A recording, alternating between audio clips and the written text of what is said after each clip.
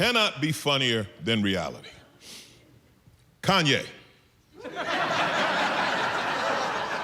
See? Half of you just wrote your own joke. You're just sitting there like, relax, Alonzo, we got this. I don't even know what to tell you about Kanye West. I'll tell you this, it is hard enough to be black without Kanye West. Because the day that Kanye gave his speech or manifesto or whatever it was, all across America, white people looked at the nearest black person and just went, as if we had an explanation. You know, and I'm standing there like, well, but this is the first I've heard of it. I wasn't prepared for questions, I'm sorry. There's what's going on with Kanye. I was like, that is crazy. That's all I got. That's the best explanation. That nigga, that's crazy right there. I don't drop the N-bomb on white people too often, but there was really no other explanation. You know, so the minute I say that is crazy, the follow-up question, you know, from white people like, well, how come black people can say and white people can't? Okay? And then I thought about it. And here's why. Let me explain to you.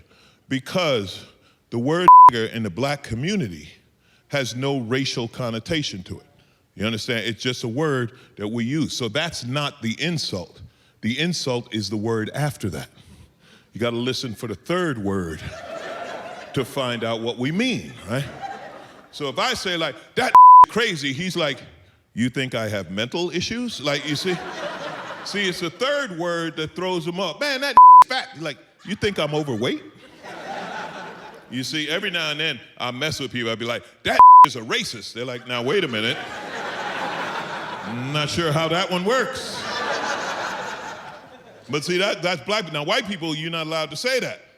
Because white people be like, that nigga, and that's as far as you're gonna get. You ain't gonna get to the second syllable. Don't even worry about the third word. But Kanye, I mean, I couldn't believe, it was insane. Kanye's speech was so crazy that Donald Trump was looking at him like, wow. Wow, he's better at it than me. This makes no sense at all. Kanye West said that we should repeal the 13th Amendment. For those who don't know, that's the one that freed the slaves. Right? And I'm like, look, if we got to give one back, you know what I'm saying? Maybe not that one.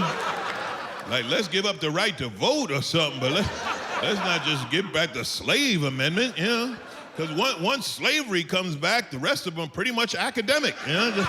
Yeah, they bring back slavery. We ain't too worried about sitting at the lunch counter anymore. It's insane, and it comes at you so fast.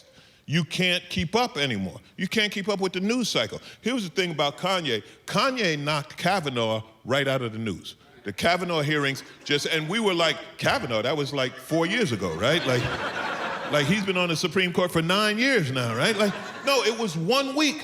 But we're so bombarded. And I watched the Kavanaugh hearings, and I'll tell you this, there's such a thing as white privilege, right? And I know what that is, but Kavanaugh, that was a whole different level.